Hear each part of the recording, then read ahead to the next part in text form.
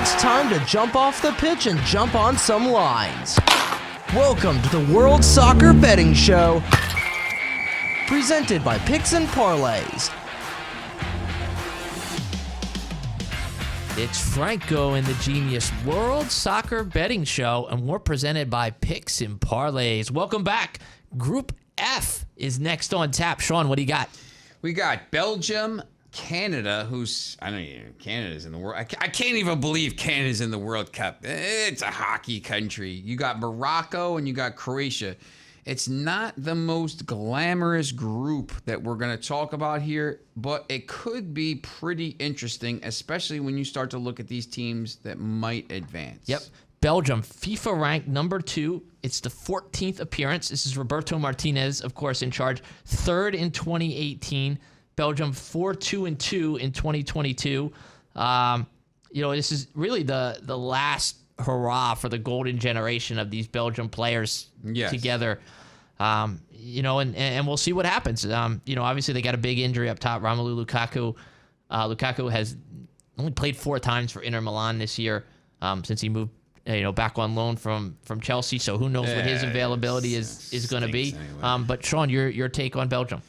I mean, they have Kevin De Bruyne, who's, obviously a phenomenal player, but, who's a little bit injury prone. This team is getting older. I know they're FIFA ranked 2nd. I mean, they've been so highly ranked for so long. Here's the thing about Belgium, too. They were this close to going to the World Cup final, and they would have beat Croatia. So, that game with France last time in 2018 was the final. I mean, it was a heavyweight battle, too. I mean, Samuel Umtiti got the header in the second half, but both teams had chances. And at the end of the day, the problem that I think Belgium had, and it might be an issue, obviously, once again, is, just if you watched our Group E preview that came out earlier today, I'm sure you did, and I remember to like, subscribe, ring the bell, and all that stuff. This team is a little bit further down the odds here, down at 9th or 10th to win the World Cup, because who is going to score the goals? We talk about it all the time. If Lukaku is hurt, and look, Lukaku's sometimes, he's not a big game player either as well. Who is going to put the ball in the net? And their defense is a little bit suspect as well. Their defense is a little older here. Hazard's always hurt. The squad itself is a little bit older. You look at some of the ages on this squad. Kevin De Bruyne is 31. Axel Witsel is 33. Some of the names you may recognize. Eden Hazard is 31. Dries Mertens is 35. Torgan Hazard, his younger brother, is 29. Michy Batshuayi, 29. Those are some of the options that they have in terms of putting the ball in the goal. Yeah, look, they're going to win the group, I think. They're going to, I don't know who could, because Croatia is old too, and some of these other teams. But, when you start to, and we'll get into this a little bit later about, whether or not they can win the tournament and whatever. Their last year was the chance. 2018, the last tournament. That was their chance. They never win these tournaments. They have all kinds of talent. They never win. I can't imagine now that they're older, all of a sudden they're going to be the one that surprises and goes. And they missed out on the Nations League final coming up. They lost. Both of their losses this year have been to the Netherlands, which is the team that won that group. I mean, there's so much talent. Like any team with De Bruyne, but once again, do you trust Kevin De Bruyne to play a month of a tournament without getting hurt? He's always hurt. He misses times. Like he should have been the last 3 or 4 years the Premier League Player of the Year, and but all the time he misses like 10, 12, 14 games because he's always banged up. So that's one of the biggest challenges of this tournament in general, based on the timing of it. Because you have all these club games sandwiched in before the tournament starts. Players are dropping left and right. Yeah, and you don't know. Like, we're recording this and we don't know. Somebody may get hurt the weekend before the tournament starts in a club. It's going to happen. Somebody is going to get injured in that last weekend of games before the tournament starts, and it's unfortunate because it's going to rob us of seeing a star player. Yeah, Heung-min Son, obviously. It's weird because at the end of the season, a lot of times Sometimes players get hurt in April and May, but a lot of times if these teams, they're kind of ramping back at that point because look, we're not winning the league, we're not finishing the Champions League, we're 8th in the league, whatever. So like they have a chance to kind of just rest players. Now, I mean, these teams are right in the middle of the thick of stuff. So yeah, I just Belgium is very good, but you look right now, they're the number 2 ranked team in the world, and they are plus 1,700 to win the tournament, which is the 9th choice. Well, let's talk another team in Group F, and that's Croatia. FIFA rank is 12th for Croatia. It's the 8th appearance, runner-up in 2018. Of course, lost in the final to France and Russia. 5-1-2 in 2022. They've won 4 in a row. They were first in a Nations League group that has Denmark and France in it. And of course, again, a kind of a golden generation for Croatia. Probably the last World Cup for Luka Modric and Ivan Perisic. Those obviously being the 2 big stars. Yeah, and you got to remember Luka Modric, Ballon d'Or winner in 2018 here, so very talented. I think the good thing for Belgium and Croatia, both of the teams, they start with Morocco and Canada, and they flip-flop, and then Croatia will play Belgium on match day 3 on December 1st. And by that time, if they're both on 6 points or something, they both know they're through, and whatever it is, they'll be through. I think this Croatia team is very talented, obviously. Luka Modric is a magician. They have very talented players. And I could see this team maybe making this the last run. And you know what? If I was going to pick any kind of upset to win a group, outside of the teams that is favored, I think it would be this team. I think it would be Croatia, because right now, Croatia is plus 225 to win the group. Belgium obviously minus 155. I think that would be the only team I would pick. I think they could win this group. Let me correct one thing I said. It's Croatia's 6th appearance in the World Cup. Yeah, Yugoslavia. Right. So. And then, of course, I can't wait to see the classic checkerboard kits, which are some of the best in the world. Not that should influence whether you pick them or not. We should have a show about all that stuff. Best kits at the World Cup. I mean, yeah, look, this Croatia team is very good, and I know a lot of people were rooting for them last year. I keep saying last year, last tournament in 2018. But yeah, it's interesting because, once again, when you look at the schedule, Croatia plays Morocco first, and then they play Canada second. So, they could get some momentum going into the final 3rd game. All right, Morocco, FIFA ranked 22. This is the 6th appearance as well for Morocco. Round of 16 in 1986 in Mexico.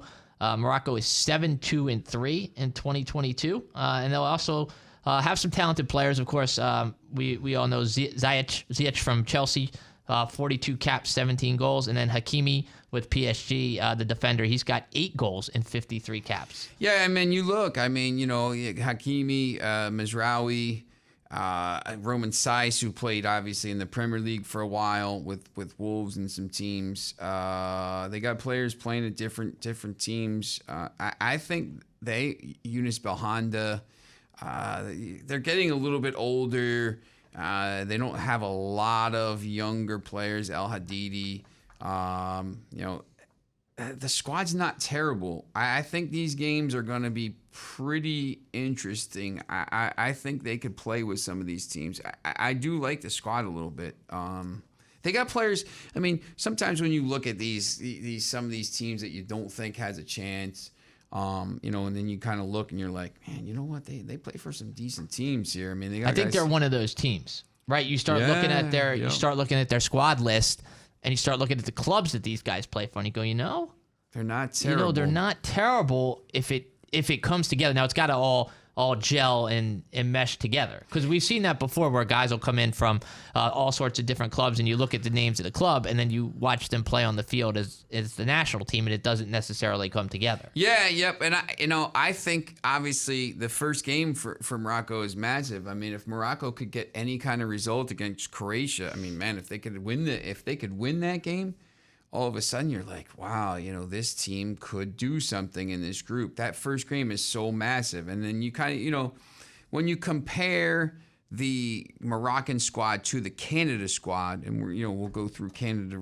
in a minute here, the level of play and the level of teams that these Moroccan players, are in the domestic squads. I think, you could say, wow, you know what, this Moroccan team's not terrible. Speaking of, oh, Canada. Okay, I'll stop singing now. Canada, FIFA ranked 41. This is just the second appearance for the Canadians. The only other one was the group stage in Mexico in 1986. Canada won the CONCACAF octagonal? Octa? What are we calling that? It used to be a hex, then it was an octa. Yeah. They won the final CONCACAF stage, 28 points ahead of Mexico on goal differential. Canada is 6-4 in 2022. It did have a dispute with its federation that forced it to cancel a friendly during the last window. But there are some good players on this Canada squad. Obviously, Alphonso Davies is the first name, the Bayern Munich player. Jonathan David from Lille in France has 22 goals and 34 caps. And then Kyle Larin has 25 goals and 54 caps. He's now with Club Brugge. Yeah. Jonathan David getting linked with a bunch of Premier League teams. When you look at some of these players, obviously Junior Hoylett's getting old there, but David and Kyle Larin, you need somebody, once again, who can put the ball in the net. So I think this team can do it. And the other thing is, when you go through CONCACAF qualifying and just dominate, I mean, they were very. They won a lot of games. They won a lot of games. I thought they did some of it with smoke and mirrors. Yeah, but some of it at the benefit of a good home field advantage. I mean, they played 2 games against the U.S. and Mexico in less than ideal conditions. That Mexico game was played in like a blizzard. Can't believe it. But give Canada credit. It had been so long since that team had found any kind of success. And then to win the CONCACAF, definitely deserves huge credit.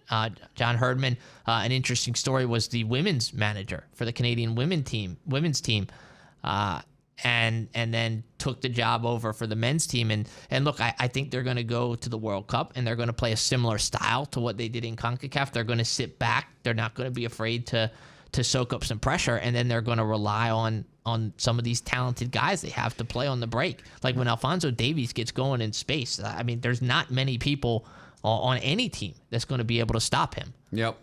And, the group, the November 23rd, 5 a.m. game is Morocco-Croatia. Morocco is plus 350, Croatia minus 116. November 23rd at 2 is Belgium. Belgium's huge favorite here, minus 300. Canada plus 800. The second games, the teams are going to switch. So Belgium is going to host Morocco, and Belgium is minus 185. Morocco is plus 525. So you can already see the people kind of are giving Morocco a little bit more of a chance in these games. Croatia is minus 124 against Canada. Then the third game will be Morocco and Canada and Croatia, Belgium. Yeah, so who's on upset alert? I think you kind of hit it earlier. I think you think it's the first game. Morocco maybe surprises Croatia. Yeah, I think, the first game, when you have to look at that. Look, I'm not sure how good this Croatia team is. I wouldn't be stunned if Croatia won the group, but I also wouldn't be stunned, if you go through and you say, this team, and for me, if you say, you can get pretty good value in this first game at Morocco and draw probably around plus 120 or something like that. When we talk about these games, I think this could be the game where there's an upset. Now, I just because me, like, once again, like you said with the smoke and mirrors, I don't think this Canada team, I'm just not sure how good they are. And this is going to be a completely different stage. So for me, I think Morocco has a better chance to do something in this thing. And Morocco, if they beat Croatia, probably goes through. Yeah, I think Morocco's got a chance, but I think they got to get something from that first game. Like 100%. that's the way I look at it. I still think, obviously Belgium and Croatia are the two favorites. I can't see Canada taking anything off Belgium in that first game. I just can't see it. And then that sets you up.